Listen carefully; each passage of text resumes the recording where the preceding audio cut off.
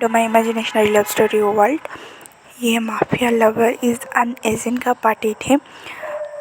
Story को शुरू करने से पहले मैं कुछ बोलना चाहती हूँ। आई एम रियली रियली सॉरी कि मैं कल 2 पार्ट ही देने वाली थी, पर मैं जब ये पार्ट अपलोड करने वाली थी ना, तो मुझसे गलती से पूरा ऑडियो और वीडियो दोनों ही डिलीट हो गया, जिसकी वजह से मैं ये पार्ट नहीं दे पाई। इसलिए I am very very sorry, मुझे ये दोबारा रिकॉर्ड करना पड़ रहा है। तो चलिए स्टोरी को शुरू करते हैं। वांगजी वैंकिंग व वेनिंग पूरे तैयारी के साथ क्लब के लिए निकल चुके थे। विंग और साउथ स्वयं अपनी मीटिंग के लिए निकल चुके थे। विंग जब अपनी मीटिंग ख़त्म करके बाहर निकला था, वांगजी एक सेक्सी मॉडल की तरह पाँव में बैठा हुआ था, और वो ये देखने के बाद उसका शक फिर से वांगजी के ऊपर आने लगा। कहीं यही एजेंट गुंजन तो नहीं है। तो स्वयं ने विंग को जब डराते हुए देखा कि वो रुक गया है, तो पूछा क्या हुआ है तुम्हें। तो विंग ने कहा आसान। ये सुनने के बाद साउथ और स्वयं ने कहा आसान। तो विंग ने कहा अरे वो लड़का। तो स्वयं और साउथ ने भी उस तरह देखा और कहा, स्वयं ने कहा हे क्या लड़का है। ये सुनने के बाद साउथ ने स्वयं को एक दे मारा और कहा क्या कहा। तो स्वयं ने कहा विंग के लिए क्या लड़का है। तो विंग ने कहा शट अप स्वयं, मैं बोल रहा हूँ मुझे जिस पर डाउट था कि वो हंगुंजन है। तो साउथ ने कहा तुम्हें वहीं उससे प्यार होने लगा है, ये बोलो ना, तुम्हें उसकी ब्यूटी अट्रैक्ट कर रही है। तो विंग ने कहा ऐसा वैसा कुछ नहीं है, बस देखो ना मैं यहाँ पे मीटिंग में वो भी। तो साउथ ने कहा ये बात भी सही है, तो क्या। तो विंग ने कहा मैं अपनी डाउट को क्लियर करने जा रहा हूँ और तुम्हें पता है क्या करना है। तो सिंह ने हाँ हाँ मुझे पता लगाना है, एजेंट हंगुंजन वहीं पे है जहाँ पे उसे होना चाहिए। तो विंग ने बेस्ट ऑफ लक। उसके बाद विंग वांगजी के पास आ गया और कहा हे हेलो। तो वांगजी जो ड्रिंक लेने वाला था वो कहा ओ तुम यहाँ पे, माफिया यहाँ पे क्या कर रहा है। ये सुनने के बाद विंग ने कहा तुम्हें बजे अच्छे से मुझे याद हो। तो वांगजी ने कहा मास्क लगा के फिरोगे ना तुम्हारे ऊपर किसी का भी डाउट जाएगा, और तुम जैसे ही मेरे पास आए ना तुम्हारे डार्क करोगे वजह से बाकी सारे मुझसे दूर हट गए। यह सुनने के बाद विंग ने आसपास देखा, सच में उसके वजह से वो वांगजी के आसपास जो मंडरा रहे थे वो सारे चले गए थे वहाँ से। वो एक गे बार था ना इसलिए। तो विंग ने कहा तो तुम्हें इस बात का बुरा लगे। तो वांगजी ने कहा बिल्कुल नहीं, बस मेरा सिर दर्द हट गया। हाँ बस आज रात के लिए कोई टाइम पास नहीं मिलेगा। ये सुनने के बाद विंग पूरा शॉक होके वांगजी को देख रहा था। तो वांगजी ने जैसा वांगजी कह रहा था ब्लूटूथ के, तो वो भी वैसा बोल रहा था। वांगजी भी ये लाइन बोलने के बाद खुद शौक था। उसके बाद वांगजी ने मतलब क्लबिंग नाइट को एंजॉय करनी है। तो विंग ने कहा क्या मैं तुम्हारे साथ ज्वाइन कर सकता हूँ। तो वांगजी ने थोड़ी देर सोचा और वांगजी ने कहा बोलो हाँ बेकथे। तो वांगजी ने भी हाँ बोला। तो उसके बाद विंग ने एक स्ट्रॉन्ग ड्रिंक मंगाया। तो वांगजी ने इतना स्ट्रॉन्ग। तो विंग ने कहा मुझ पर अल्कोहल इतना असर नहीं करता है। ये सुनने के बाद वांगजी ने कहा इम्प्रेसिव। यहाँ पे दूसरी ओर साउथ इंडियन अपनी अपनी कार में बैठ के लैपटॉप ऑन करके हंगुंजन के बारे में सर्च कर रहे थे। तो वैंकिंग और वेनिंग को एक नोटिफिकेशन आ गया। तो उन्होंने कहा लो इस कमीने को अभी भी डाउट है। तो वेनिंग ने कहा इसीलिए तो वो माफी लौटे। तो वैंकिंग ने कहा मेरा मुंह क्या देख रहे हो। तो वैंकिंग ने मैंने पूरी सेटिंग पहले से कर ली है, तुम्हें इसके बारे में टेंशन लेने की कोई ज़रूरत नहीं है वैंकिंग। तो वैंकिंग ने कहा चलो हाँ। तो वांगजी ने मन में कहा ये कमीना मेरे साथ बैठ के मेरी जासूसी कर रहा है। तो उसने बाद वांगजी ने कहा तुम यहाँ पे क्या फिर से कोई डील आ गई थी क्या। तो विंग ने कहा तुम्हें शायद माफिया वर्क से ज़्यादा ही प्यार है। तो वांगजी ने कहा नहीं उस दिन से बात से तो बिल्कुल नहीं। तो विंग ने कहा उस दिन के बाद से मतलब। तो वांगजी ने कहा मतलब अब क्लबिंग में जाता हूँ ना थोड़ा संभल के जाता हूँ, ताकि फिर से कोई माफिया मुझे इडियट उठाना है। उस दिन किस्मत अच्छा था तुम मिल के मैं बच गया, अगर किस्मत बुरा हुआ तो पता नहीं क्या होगा। तो विंग ने मुस्कुराते कहा ओह तो तुम्हें लगा मैंने उस दिन तुम्हें छोड़ दिया। वांगजी के पास आके बोला। तो वांगजी भी थोड़ा फ्लर्टिंग में बोला हाँ मुझे लगा तुमने मुझे छोड़ दिया उस दिन। तो विंग ने कहा मुझे लगा ही था, मुझे छोड़ना नहीं चाहिए था। तो वांगजी ने कहा क्यों तुम्हें मेरे साथ कुछ करना था।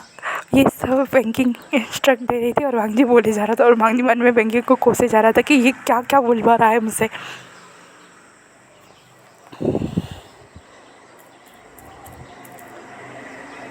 ये लड़की एक नंबर की पागल है, मुझे क्या क्या बुलवा रही है।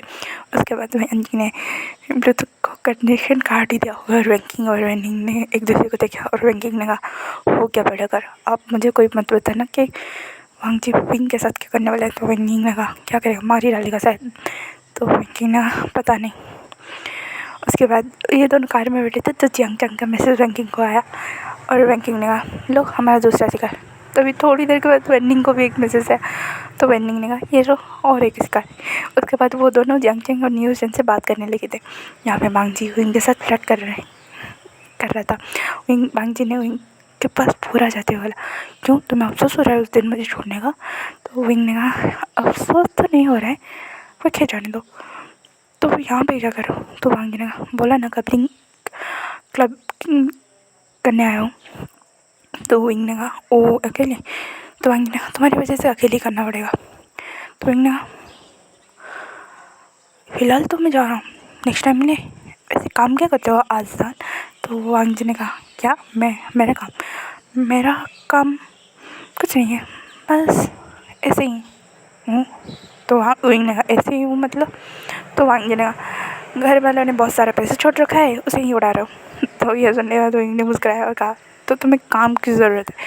तो वांगजी ने कहा बिल्कुल नहीं। तो विंग ने कहा अगर कभी काम की ज़रूरत पड़े।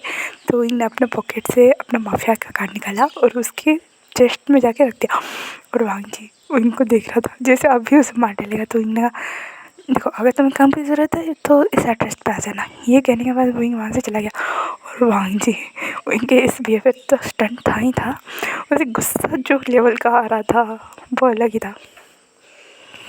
तो यहाँ पे साउथ इंडियन और जैंग ने जब क्रॉस चेक किया तो हांगुजन अपने ही जगह पे था अपने मिशन कंप्लीट करते हुए।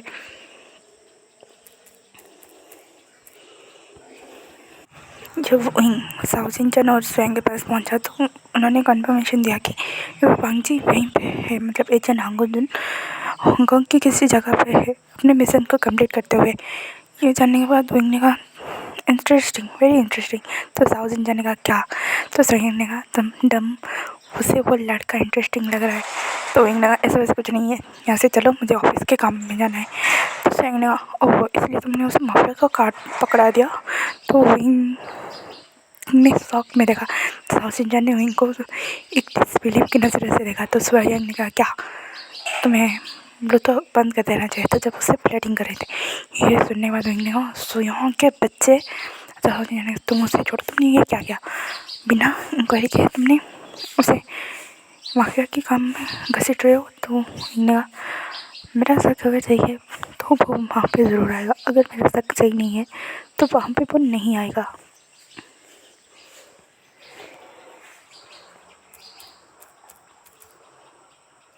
तो साउथ इंडियन ने पूछा मतलब।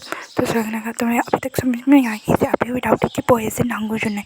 तो इन्हें वेरी गुड, यहाँ से चले मुझे काम है। उसके बाद वहीं साउथ इंडियन स्वयं वहाँ से चले गए थे और वांगजी वैंकिंग और वैनिंग के पास वापस आ गया था और कहा उसने मुझे काट दिया है। तो वैंकिंग ने कहा क्या, तो ये तो अच्छा मौका है। तो वेंडिंग ने कहा नहीं ये सबसे बुरा मौका है। तो वांगजी ने कहा वो मुझे क्रॉस चेक कर रहा है बार बार। तो वैंकिंग ने तो फिर क्या करने वाले हो।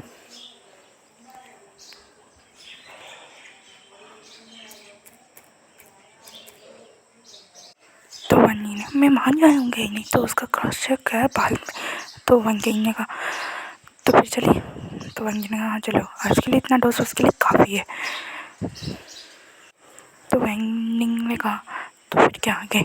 तो वैंगिंग ने कहा मुझे बस उसके हरकतों पर नज़र रखना है, घर बैठे वो मैं कर सकता हूँ तो कोई प्रॉब्लम नहीं। उसके बाद ये तीनों घर चले गए थे। ये जब तीनों अपने घर पहुँचे तो मैडम ने कहा तुम तीनों कहाँ जा रहे हो। जब मैडम लैन वांगजी को चेक करने गई थी कि वांगजी खुद के साथ कुछ बुरा ना कर ले तो उन्हें पता चल गया कि तीनों घर से गायब है। तो मैडम लैन ने पूछ लिया। तो वांगजी ने कहा कुछ नहीं, ऑफिस का काम था, मुझे हेल्प चाहिए थी, इन दोनों को लेके गई। तो मैडम लैन ने कहा इतनी रात को। तो वांगजी ने कहा सॉरी मॉम। ये कहने के बाद मैडम लैन ने अच्छा ठीक है जाके सो जाओ। ये कहने के बाद ये सारे सो गए थे। यहाँ पे दूसरी ओर मैडम यू को भी कुछ पता चल गया था कि ये तीनों भी बाहर गए थे, तो इन तीनों की तो सहमत आ गई थी।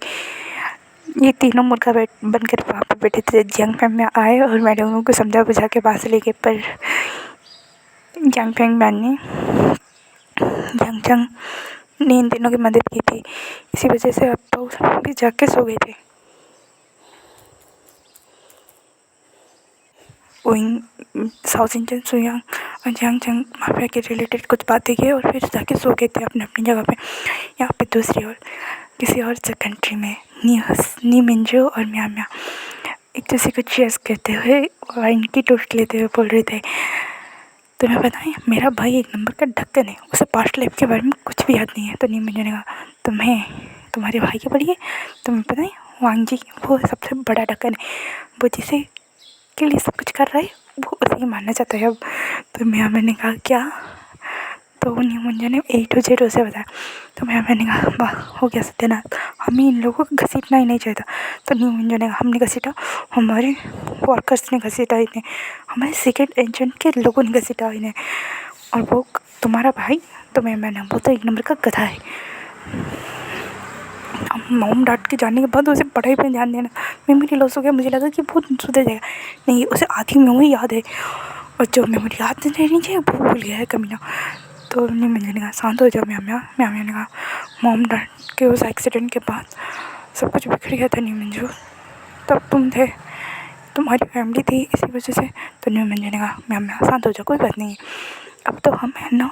तो मैंने कहा हमारी एजेंसी वजह से ये दोनों खामखा खिंच गए। तो नी मिंजो ने कहा वैसे भी चूहे का खेल खेलने दो, बड़ा मज़ा आ रहा है। तो मैंने कहा मिंजो अगर कुछ प्रॉब्लम हो गई तो नी मिंजो ने कहा मैं हूँ ना, तुम्हें ढूंढना बहुत मुश्किल था, फिर भी मैंने तुम्हें ढूंढ लिया ना मैम। तो मैंने कहा मुझे उनसे छुप के रहना पड़ रहा था, अब देखो मैं अपने भाई से भी नहीं मिल सकती क्योंकि उन्हें पता चल गया कि मैं कहाँ पे हूँ, क्या कर रही हूँ। अगर उन्हें तुम्हारे बारे में पता भी चल गया ना तो सारे लैंड फैमिली हुए, नी फैमिली सब पे ऊपर और जांग फैमिली के ऊपर भी मुझे पता जाएगी। तो मिंजो ने कहा मैम यहाँ हो। उन्होंने मैम के फॉरवर्ड पे किस किया और कहा तुम्हें पता है ना ऐसा कुछ नहीं होगा, मेरी एजेंसी के लोग मेरे प्रोटेक्शन के लिए चारों टाइम मेरे साथ रहते हैं और तो और 24/7 मेरे पास ही रहते, तो तुम्हें लगता है कोई हमारा कुछ बिगाड़ सकता है? तो मैंने कहा फिर भी हमें चोरी छुपे मिलना पड़ा। तो नी मिंजो ने कहा इसका मज़ा तो कुछ और ही है। ये कहने के बाद मैम को किस करने लगी, अब मैं भी किस बैक करने लगी।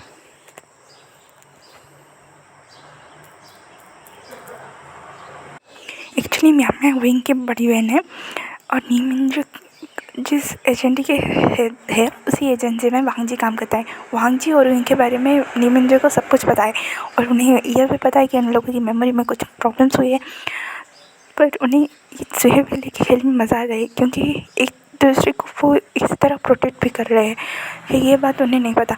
नी मिंजो और म्याम लगे पड़े हुए विंग और वांग जी को प्रोटेक्ट करने के लिए। म्याम डायरेक्ट जाकर उनको ये नहीं बता सकती कि मैं अभी भी ज़िंदा हूँ क्योंकि ठीक नहीं है, क्योंकि उनकी मेमोरी लॉस के बाद डॉक्टर ने कहा था अगर प्रेशराइज करके उसे कुछ भी याद दिलाया गया तो उसकी जान को खतरा है।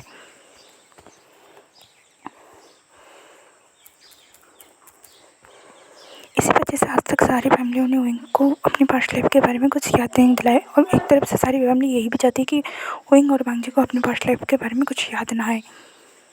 शायद उनसे भी उन्हें डर लगता है पर म्या और नी मिंजो ने म्या को 18 होने से पहले ही ढूंढ लिया था। और जब नी मिंजो को पता चला कि म्या के पीछे अभी भी वो लोग पड़े हुए जिन्होंने उनके मम्मी पापा को मारा है, तो नी मिंजो ने सीक्रेटली म्या को प्रोटेक्ट करने लगे। पर म्या ने फाइंड आउट कर लिया था कि नी मिंजो से प्रोटेक्ट कर रहे हैं और धीरे धीरे उनके बीच का रिश्ता डेवलप हुआ और वो रिलेशनशिप में आ गए।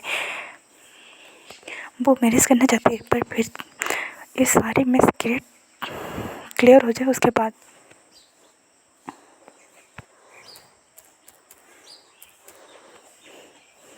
और नी मिंजो और म्या रिलेशनशिप में है ये बात भी वो बताना चाहते हैं, पर फैमिली की सिक्योरिटी की वजह से वो कुछ नहीं बोल पा रहे हैं।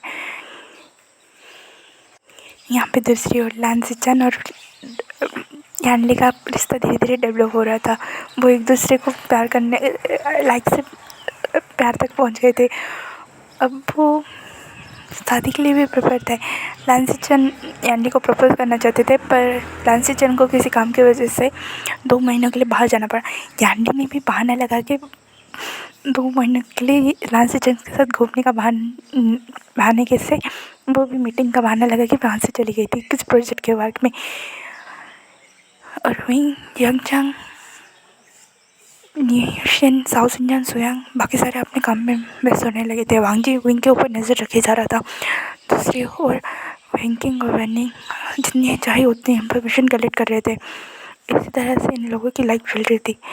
तो वैंकिंग और वांग यांगचंग के आईटी डिपार्टमेंट में, न्यूशन के आईटी डिपार्टमेंट में काम कर रहे थे ये दोनों।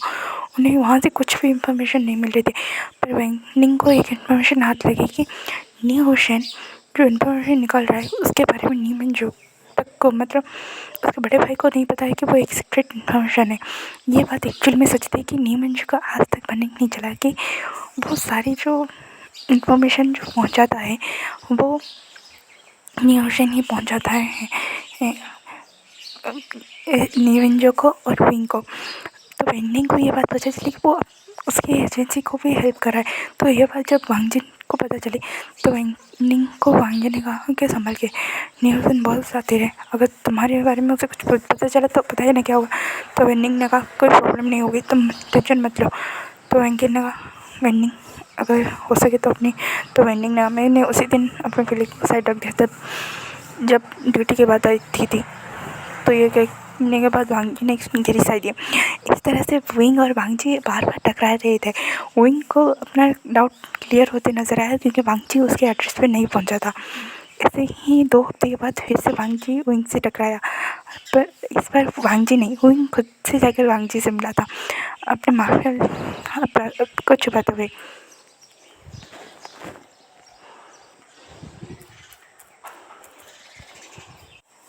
तो वांगजी ने कहा फिर से यहाँ पे, तो विंग ने कहा पता नहीं तुम्हारे बारे में कुछ जानने की इच्छुक है ऐसा। तो वांगजी ने कहा क्या। तो विंग ने कहा पता नहीं कुछ तो है तुम्हारे बारे में जानने के लिए। तो वांगजी ने कहा ठीक है जान लो। उसके बाद वांगजी और विंग बार बार डेट करने लगे थे, डेट पे मिलने लगे थे। ये वांगजी का और ही प्लान था कि वो वैसे ही मिले, तो वो वैसे ही मिल रहे थे। और इस बार विंग वांगजी की ओर खींचा चल रहा था। साउथ इंडियन और स्वयं को पता चल रहा था, पर उन्हें भी विंग के इस हैप्पीनेस से वो भी खुश थे। वांगजी विंग के साथ रहकर उसके बारे में इंफॉर्मेशन कलेक्ट करने की कोशिश कर रहा था, पर अब तक उसे कोई इंफॉर्मेशन नहीं मिली। और विंग सिर्फ उसे माफिया लॉट के तरफ से ही मिल रहा था, ना कि वेबभूषण से, जिससे वांगजी को लगा कि अब उससे विंग के लाइफ में ऑफिशियली जाना होगा। इसी वजह से बैंकिंग को कह के उसने डुप्लीकेट डॉक्यूमेंट बनाना शुरू कर दिया था।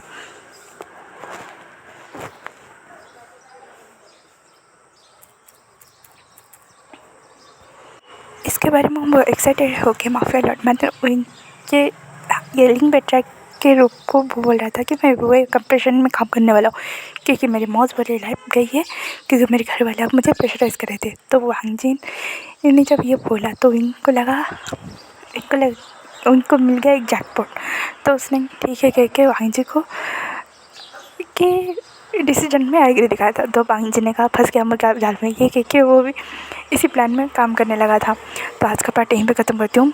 मुझे तबीयत बहुत ज़्यादा ख़राब है, मेरी गले की हालत बहुत ख़राब है, तो इसीलिए sorry and please ignore the background noise, क्योंकि मैं बाहर रिकॉर्ड कर रही हूँ, घर के अंदर रिकॉर्ड नहीं कर पा रही हूँ इसी वजह से। Okay, thank you for watching.